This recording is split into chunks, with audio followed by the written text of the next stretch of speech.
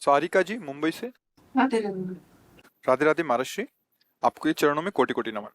महर्षि, कृपा और कर्म में क्या अंतर है? क्या एक पाप कर्म करने वाले पर भी कृपा हो सकती है, और क्या वह भक्ति मार्ग में आ सकता है? हो सकती है, आ सकता है, आ गए हैं और आते रहेंगे, क्योंकि सबसे पाप बनते हैं। कोई ऐसा नहीं है कि यहाँ निष्पाप हो। इस शरीर की रचना ही शुभ और अशुभ दोनों कर्मों के मिश्रित हुई है, तो दोनों संस्कार इसके अंदर हैं। पाप के भी संस्कार हैं और पुण्य के भी संस्कार हैं।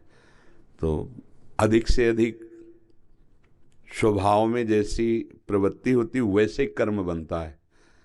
तो अगर सुमति हुई तो पुण्य कर्म बनने शुरू हो जाते हैं, कुमति बढ़ गई तो पाप कर्म बढ़ने शुरू हो जाते हैं। है सबके, सुमति कुमति सबके उर राहीं, नाथ पुराण निगमस कहीं।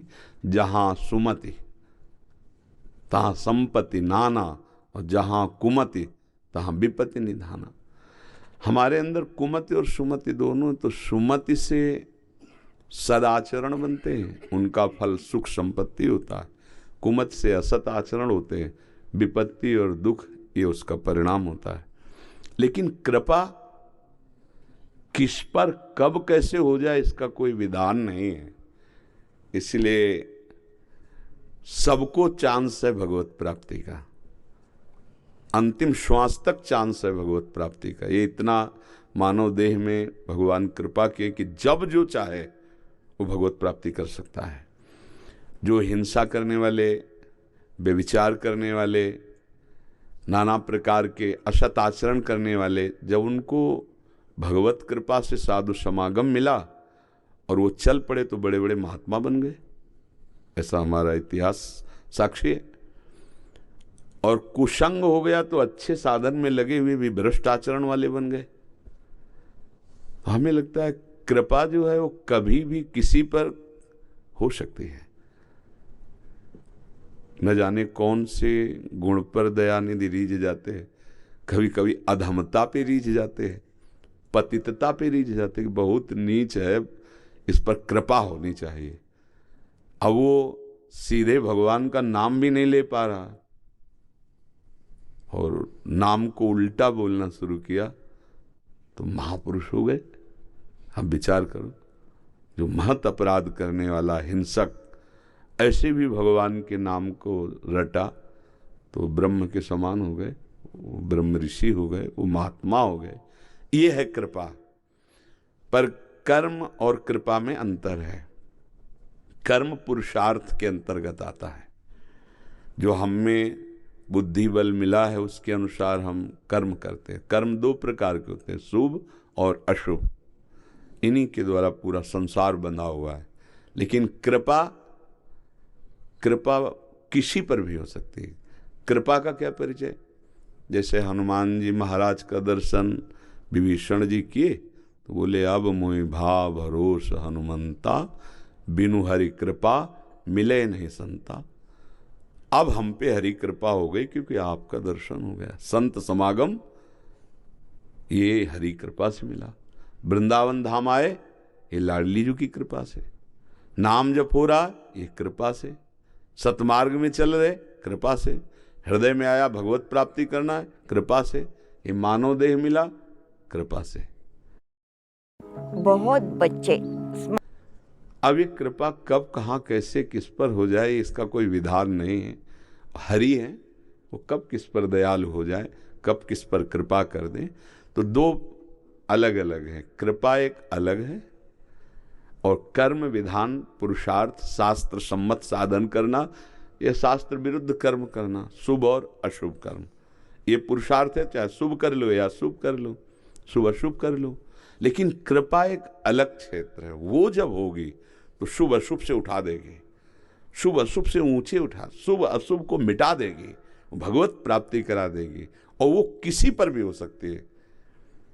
कई बार भगवत चरित्रों में पाया गया कि वो वैश्या है, थोड़े भी अच्छे आचरण नहीं, और संत समागम हुआ और भगवत प्राप्त हो गई। चोर है, संत समागम हुआ, कब किस पर कृपा हो जाती। एक चोर की कथा थी। उसने एक धनी मानी की चोरी की, भगे। बहुत वो प्रवीण थे, अकेले वो पूरी चोरी कर लेते थे। और राज सैनिक उनका पीछा किए, भाग के एक जगह सत्संग हो रहा था, वहां बैठ गए। वहां सुना, उस समय चर्चा चल रही थी कि जो भगवान की शरण में आकर गुरु दीक्षा ले लेता है उसका नया जन्म हो जाता है, उसके सारे पाप नष्ट हो जाते हैं। विचार किया, पाप तो हम कर ही रहे हैं, तो क्या दीक्षा लेने से पाप नष्ट हो जाते हैं? अब वहां राजकर्मचारी इसलिए नहीं घुसे कि यहाँ तो सब भगत बैठे हैं, और चले गए। अब जब कथा संपन्न हुई तो चतुर्भुज दास जी नाम के महान संत तो चर्चा कर रहे थे, उनके पास गए और कहा, आपने जो कहा ये सत्य है? बोले क्या? कि नई जन्म की शुरुआत हो जाती है जब हम दीक्षा लेते हैं और पूर्व के सारे पाप नष्ट हो जाते हैं। बोले हाँ। तो बोले हमको दोगे दीक्षा? हम चोर हैं, हम हिंसा करते हैं, चोरी करते हैं, कोई आज तक भजन साधन नहीं किया, पाप किया है। उनका तुम जब चाहोगे तो दे देंगे। उनका अभी चाहते हैं, क्योंकि सत्संग से हमारी बुद्धि बदली, और अगर हम चले गए तो पता नहीं बुद्धि साथ दे कि ना दे अभी हमें। तो उनका हाँ, अधिकारी तो तुम हो गए हो, अगर चाह रहे हो तो ऐसे पुरुष के लिए फिर देर भी नहीं की जाती। वो खुद कह रहे हैं हमारी बुद्धि अभी हाँ कह रही, हो सकता है कि फिर आगे ना हो जाए, अभी हमें स्वीकार। तो उन्होंने कंठी बांधी, मंत्र दिया, तिलक लगाया, कहा आज से तुम्हारी नई दीक्षा। अब वो सुबह तिलक लगा के घूम रहे थे तो राज कर्मचारी और वो धनी, ये वही चोर है। अब देखो, अपने को बचाने के लिए तिलक लगा, तुरंत बंदी बना लिया। उसे कहा कि तुम हमारा धन वापस करो, चोरी। बोले हमने इस जन्म में चोरी नहीं की। बोले जन्म की बात, कल तो तुमने चोरी की है। उसे राज दरबार में, उस समय राजाओं का राज दरबार में ले गए। वो बोले कि हम इस जन्म में चोरी नहीं की, धनी बोले कि कल चुराया है। राजा बड़ी समस्या में फंस गए। वो भी सत्य को साक्षी कह के बोल रहा है और वो भी सत्य। तो उस समय एक प्रथा चलती थी कि ऐसे पीपल का कोमल पत्ता रखा गया और ऊपर से 7 फेरा कच्चे सूत से ऐसे लपेट दिया गया, और उस पर जलता हुआ लोहे का तपा हुआ फार रखा जाएगा और 7 कदम चलना होगा। अगर सत्य हो तो वो धागा नहीं झुलसेगा, और अगर सत्य नहीं हो तो जल जाओगे तो दंड मिलेगा कि झूठा है। चोर को ये परीक्षा देनी थी। जो ही बांधा गया धागा तो चोर ने एकदम गुरु का ध्यान किया और कहा, आपने कहा था दीक्षा लेने के बाद नया जन्म होता है, और जोर से बोला इस जन्म में मैंने कोई पाप नहीं किया। और 7 कदम चल के देखा गया एकदम झुलसा नहीं, कुछ नहीं। बोले इस सेठ को फांसी की सजा दो, इतने बड़े वैष्णव को झूठा दो।